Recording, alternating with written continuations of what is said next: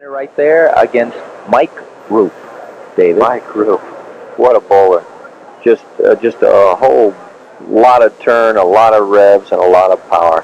Should be a good match. You're looking live right now at Bob Gerde, winner of the first game. And not a good way. Incredible way to start the match. He goes from a good shot to a bad break to a good break. That ball was right in the pocket, possibly a little bit too much deflection, but he winds up with a 9-pin, hopefully spare. That's a much better way of starting out than if you left the 7-10.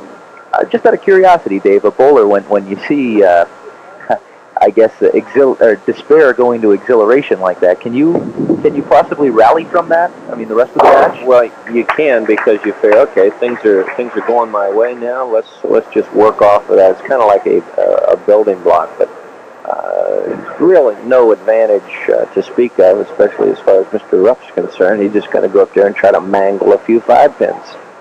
Adolph was Rupp. This is Rupp. All right, he's the 29-year-old from Pleasant Run, Ohio. And he leaves the whole right side there, Dave. Well, he cut right through the head pin. First shot on the tube today. A little bit nervous, probably. It's very, very easy to cut the ball short. Cut it short, rolls early, hooks through the nose. He's very fortunate to break down the split. He's leaving the 3-6-10. Mike Rupp, never on the BPA King of Bowling. And starting off 86 in the Hudepohl King of Bowling with a spare. Mike and his wife just had their first child back in November. Eric, 6 pounds, 6 ounces. A soon-to-be bowler. I'm sure Mike will have him out on the lanes rolling. Congrats. Yeah, it seems like you can't start him too soon. My little boy's not even 2 years old yet. He's rolling my bowling balls all over the house. There you go. There's the power I was talking about. The turn, the twist, the revs. There's where it comes through. Look at it right here. Now let's keep your eyes on that head pin. Center of your screen. Watch it go to the left side of the screen. Right there. Comes off the wall. Kicks the 4-pin. The 4 into the 5, and then the neck takes out the 7. Working overtime.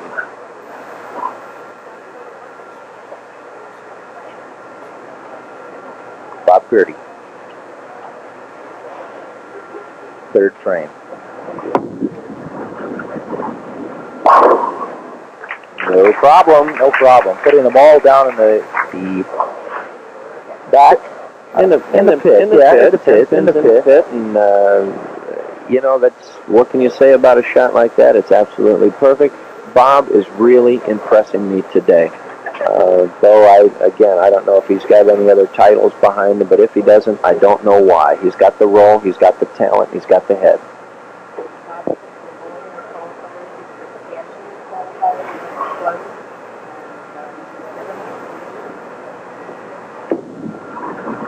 Trying to make it a little more right there. No, we've talked about it before. I mean, the man is. It's very difficult to get on this show, but this is how you do it with these kind of shots. Right over about the 12th board, ball rolls strong in, right there. That 4-pin kicks out the 7. That's what it's all about. Mike Rupp, 4th frame, 3rd frame. I think we're seeing the classic first game jitters on TV. His score, it was kind of exhibiting of the power and the talent that he has. Right now, with the light shining down on him in the first time, and he knows his competitor just shot 230, a lot of pressure on the guy. He's only been going in the King.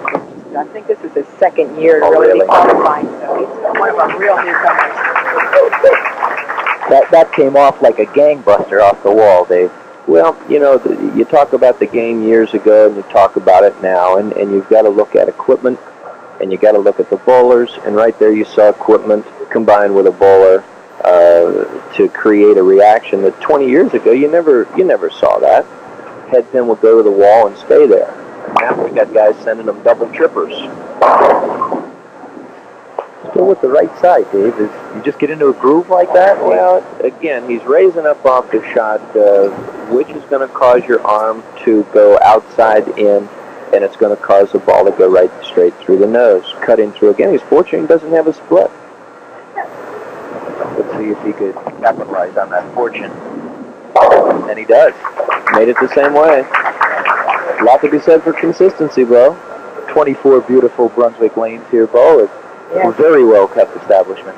It really is, and we're real proud to have another triangle in Cincinnati. We have the Golden Triangle with Mr. Ruggieri and over in the Coleraine Township area, and now we have Eastgate Lanes, formerly Villa, as a member of the Betting House family, along with, of course, the Pinhouse Lanes, and here at Crossgate.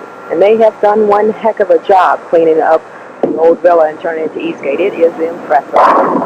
It's marvelous, and it's just all part of what the greater Cincinnati area has to thank the BPA for. They've done a lot to promote the game down through the years. I've been associated with them for 16 years. And they bring you this type of scoring. Right now, Bob has the advantage, but we are filling frames all throughout. Kind of boggles the mind that this man took last year off from the TV King. He may have given our man last year, Ray Tucky Perez, who I think was on for something like 9 games. He may have given him some challenge. Get another strike. Make that 4 in a row for Mr. Gerde. So we're midway through game number 2 in the TV King of Bowling. And when we come back, we'll finish this up and go right to the King. Coming up after this.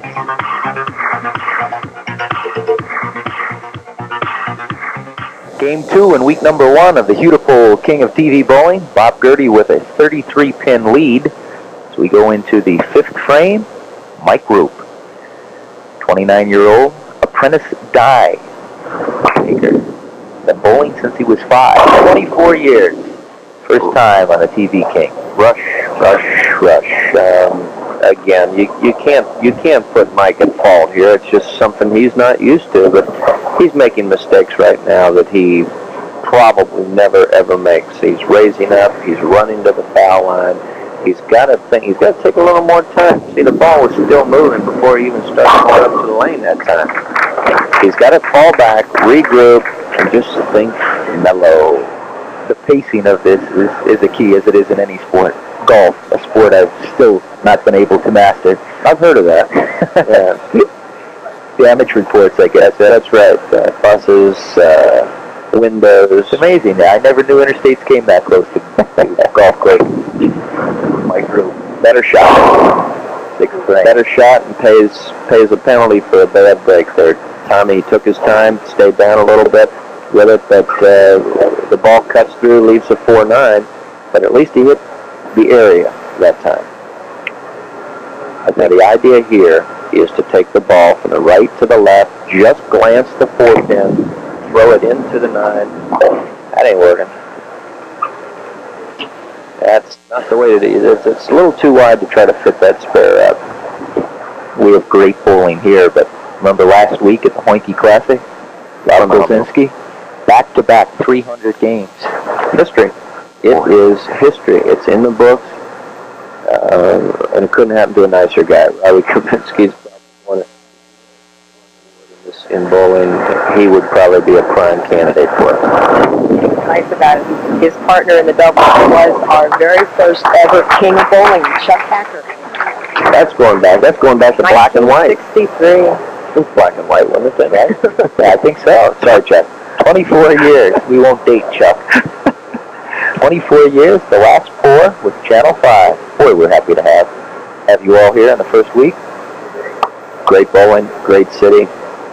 WFW doing a great job, BPA doing a great job, and finally, Bob is doing a pretty good job himself. 5-bagger, sparing the first, and then all of them.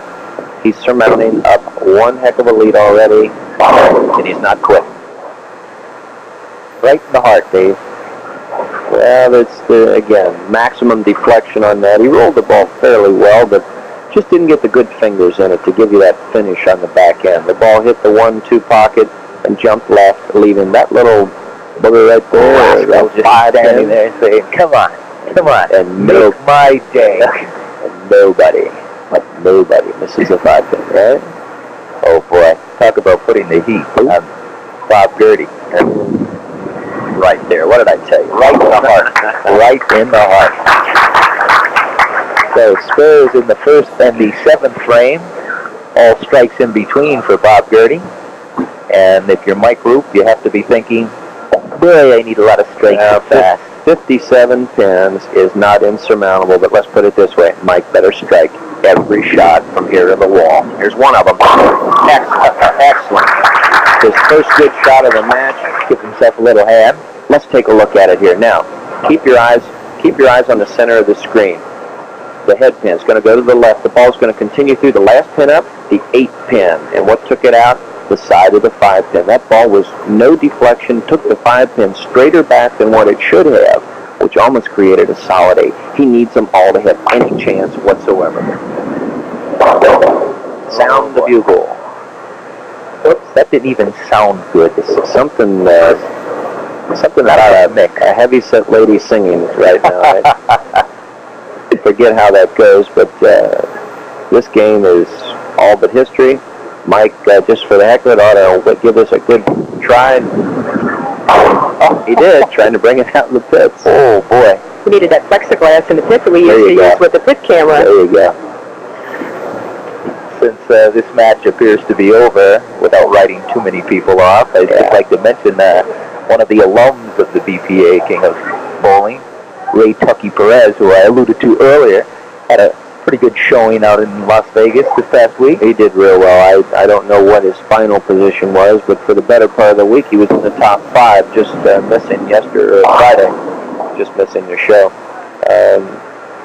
Well, what can I say? This game is over. Bob has earned the right to go up against Kim Herman, who last year at least had one of the most vocal followings.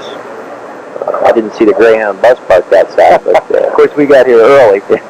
But Kim Herman, yeah, we saw him last year, week number 7 up at LaRue Lanes. Lost to Kerry Logan, the eventual king, another lefty. Well, Bob Gerde continued with marks in the 9th and 10th frames to finish big and beat Mike Rupp 234 to 167. He now moves